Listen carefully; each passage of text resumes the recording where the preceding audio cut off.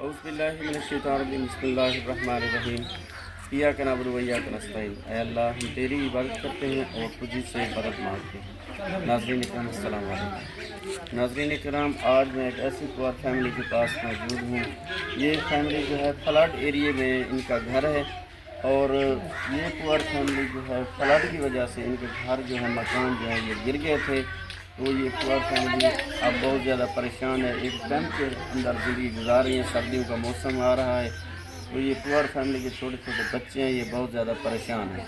ان کے ساتھ تعاون فرمائیں اور ان کی مزید جو ہے ان سے بات کرتے ہیں، ان سے پوچھتے ہیں ان کے کیا مسائل ہیں۔ اما جی تمہاری کیا پریشانی، کیا مسائل ہیں؟ سیال آتا پہ سردی پہ میرا مکان کا نہیں کیمپس گزرن کا نکن کے بچن چلو ایک مکان میں ملیا ونیا ایک مکان بنوا دے وہ سیال سردی اساں تو دعا کرے سے میرا بیا مکان مل ونیا نکے نکے بچن ایک کماون لائے ماشاءاللہ 5-6 بچے کھاون والے۔ راشن دی پریشانی ہے میرا بیا کہ سلائی مشین مل ونیا، راشن کے مل ونیا، سلائی مشین ملیا چلو دھیان پیا وہ چلا سنگن مشین چلو گھر روزگار کچھ نہ کچھ چلے ہا پیا۔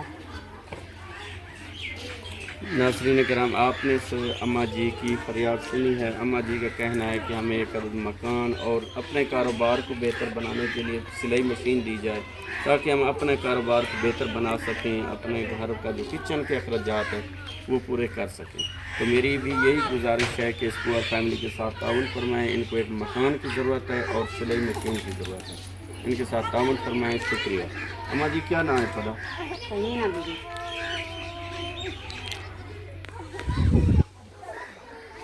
شوہر کا کیا نام ہے؟